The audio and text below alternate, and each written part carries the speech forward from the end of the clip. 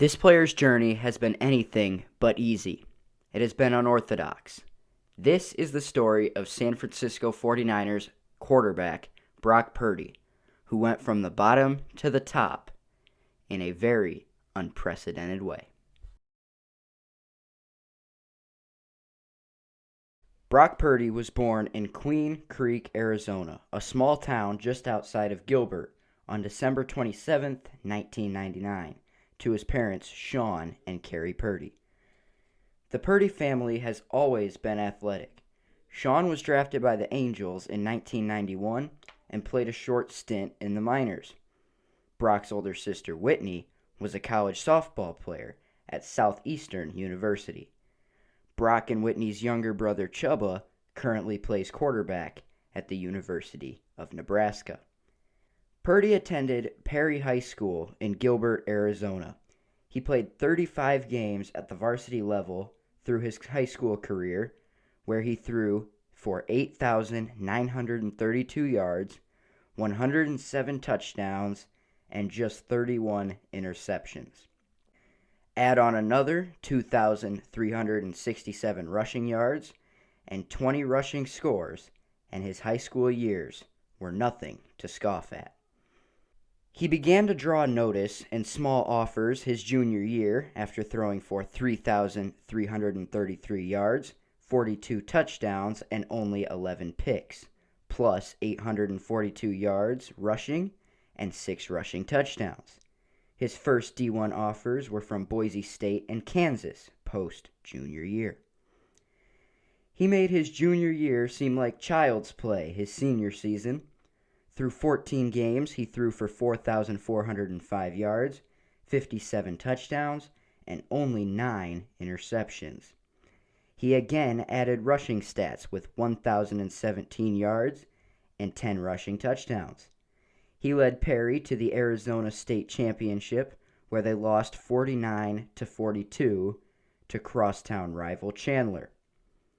On top of this great season, he added Arizona's Gatorade Player of the Year award to top off his impressive high school stint. He was set as a 3-star recruit by 24/7 Sports and was the 839th overall prospect in the 2018 class. He was the 36th rated pro-style quarterback and the 12th ranked player out of Arizona, regardless of being named the best player in the state. Big-time schools such as Alabama and Texas A&M saw through the low ratings and still offered a scholarship to Purdy. But one school caught his eye more than the others, though. He was visited by Matt Campbell, the head coach of the Iowa State Cyclones. He enjoyed talking to Campbell and officially visited the school on January 19th. On February 7th, Brock Purdy committed and signed his letter of intent to attend Iowa State University and become a Cyclone. He still could not catch a break as he began his freshman year as the third-string QB in Matt Campbell's offense. But that didn't last very long, as Kyle Kempt and Zeb Noland shared starts through the first 4 games and went 1-3. Campbell made the decision to turn to his 3-star freshman QB, and Purdy was convinced to take the job and never give it back. And that's exactly what he did. He led the Cyclones to a 5-game winning streak, including wins over number 6 West Virginia and number 25 Oklahoma State. They jumped as high as number 18 in the AP poll in Week 11. Iowa State finished the regular season 8-4 behind Purdy's 2,250 passing yards and 16 passing touchdowns. He ran for 5 touchdowns as well. The Cyclones did unfortunately go on to lose in the Alamo Bowl to number 13 Washington State. Purdy started all 13 games his sophomore season, in which Iowa State went 7-6. Including a loss to number 15 Notre Dame in the Camping World Bowl. Purdy played fantastic and had what would end up being his best collegiate season of his 4-year tenure. He had 3,982 passing yards, 27 passing touchdowns, only 9 interceptions, and 8 touchdowns on the ground. Although his sophomore season was his best personal season, his junior year brought more team success. The Cyclones built their best record under Purdy yet. ISU finished 10-3 with a win over number 25 Oregon in the Fiesta Bowl, and a Big 12 championship appearance against Oklahoma that they did happen to lose 27-21. Purdy threw 3 picks. Rock's individual stats did happen to decrease again, though, as running back Breece Hall stole the show and finished 6th in the 2020 Heisman voting. Hall currently plays for the New York Jets. He threw for nearly 1,000 yards and 10 touchdowns less than the prior season. He threw for 2,750 yards and 19 touchdowns, but he did throw 9 interceptions. He did add 5 touchdowns on the ground, though. Purdy was back for his senior season, and the expectations were pretty high going into 2021, as both Hall and Purdy would be back. Unfortunately for Cyclones fans, it didn't go as planned, as they finished 7-6 with a loss against number 19 Clemson in the Cheez-It Bowl. Purdy did have a better season, as he broke the 3,000 passing yard threshold with 3,188 yards, 19 touchdowns, 8 interceptions, and 1 rushing touchdown. He finished his Cyclone career with 12,170 passing yards, a school record, 81 touchdown passes, another school record, and 30 wins, yet another school record. He set 32 Iowa State records in total.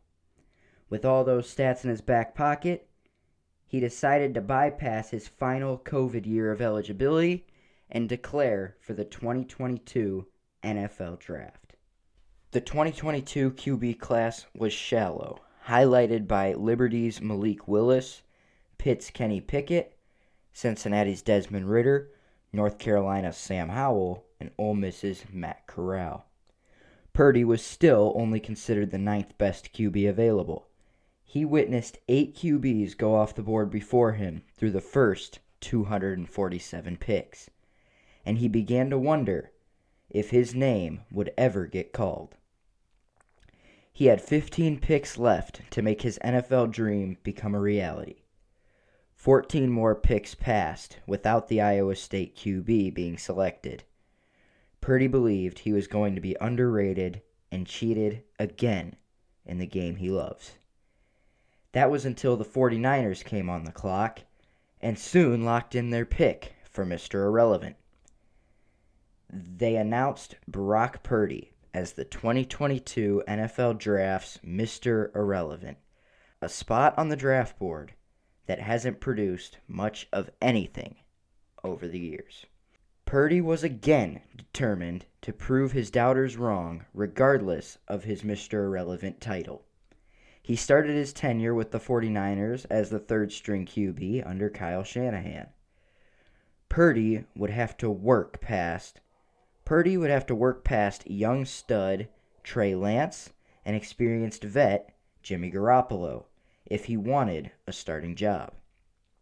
In Week 2, Trey Lance went down in the first quarter with a season-ending ankle injury, and Jimmy G was thrown into the starting role. Purdy was now the understudy. Garoppolo led the 49ers to a 7-4 record before disaster struck again in Week 13. Early in the first quarter against the Dolphins, Jimmy G attempted to work out of a sack and carry a defender, but 266-pound linebacker Jalen Phillips drug him down, putting his foot in an awkward position, causing it to snap.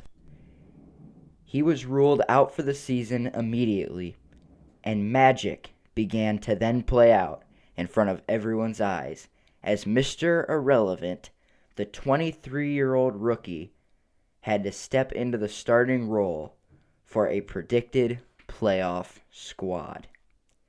Fast forward a few weeks, and Purdy has San Fran on a 6-game winning streak to round out the season, leaving the 49ers as the number 2 seed in the NFC at 13-4.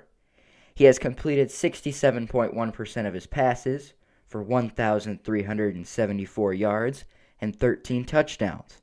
He has thrown only 4 interceptions. He also has 1 rushing touchdown. The 49ers are set to play the 9-8 7th-seeded Seahawks. Brock Purdy's football career as a whole has been rather unorthodox, but he has gotten the job done no matter the cost. Can he handle the playoffs as a mere 23-year-old rookie, or will the spotlight become too big? From 3-star to college third string to NFL Mr. Irrelevant to the NFL playoffs, all in the matter of 5 years, I don't think anything can get past Brock Purdy. He will seize his opportunity as always, and he will never give it back.